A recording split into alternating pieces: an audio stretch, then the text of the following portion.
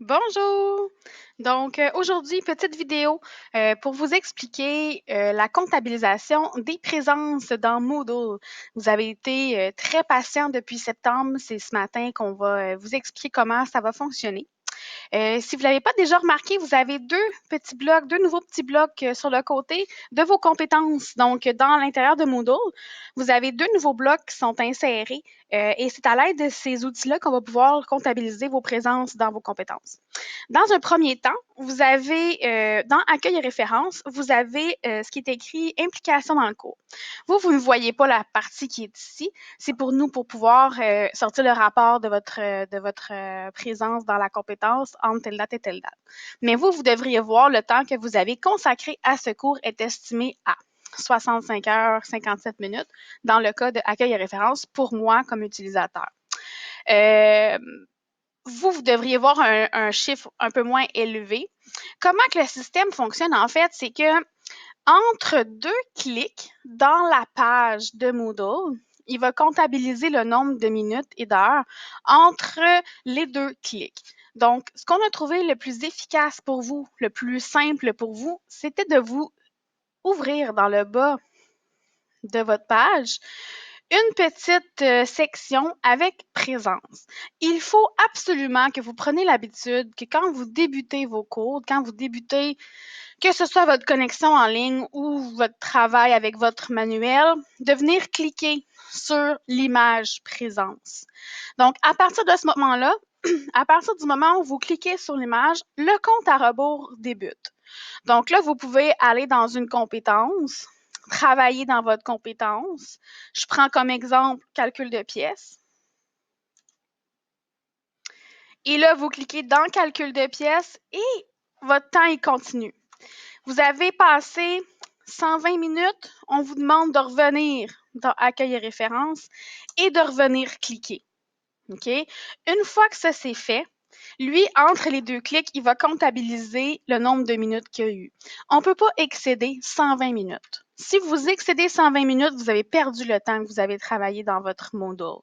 Donc, c'est bien important, soit de vous mettre un timer, soit de vous mettre des alarmes. Trouvez-vous l'outil que vous préférez.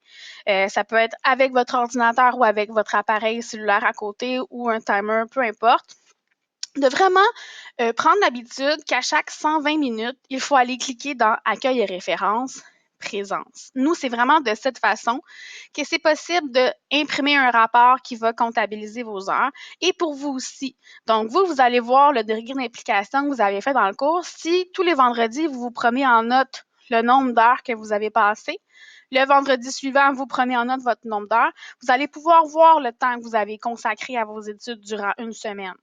Même chose quand vous allez aller dans le cours. Donc, si vous allez dans une période, vous allez pouvoir voir le temps que vous avez consacré dans votre compétence durant la semaine. Mais c'est à vous de prendre des notes, par contre. On ne peut pas le réinitialiser à chaque semaine, ça ne fonctionne pas. C'est vraiment cumulatif en temps réel. Quand vous cliquez, ce n'est pas instantané que le temps se met à jour. C'est important d'aller rafraîchir la page pour vraiment voir le temps qui a été fait dans la compétence.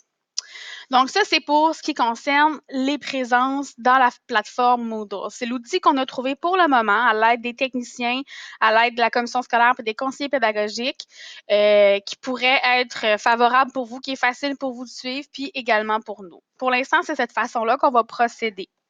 Ça va commencer en fait la semaine prochaine. Donc, à partir de la semaine prochaine, on va vraiment appliquer cette méthode-là avec le calcul des heures. Rien n'empêche que de votre côté, vous pouvez les calculer vos heures aussi. Vous pouvez vous faire un fichier Excel, prendre vos notes, calculer j'ai travaillé de telle heure à telle heure, ça me donne tant de temps.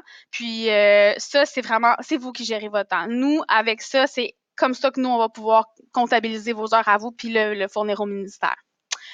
Autre chose que vous avez probablement vu, c'est progression. Donc, dans toutes les compétences, vous devriez voir une petite barre et c'est inscrit progression.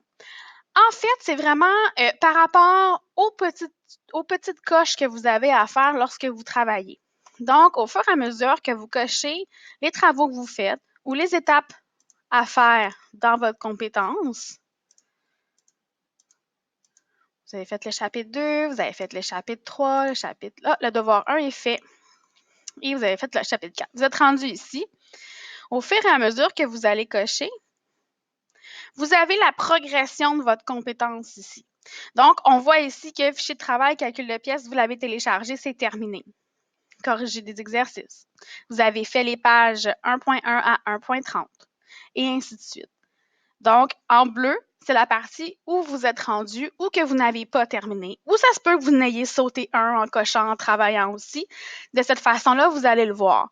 Donc, maintenant, dans toutes les compétences, vous avez la progression de votre compétence.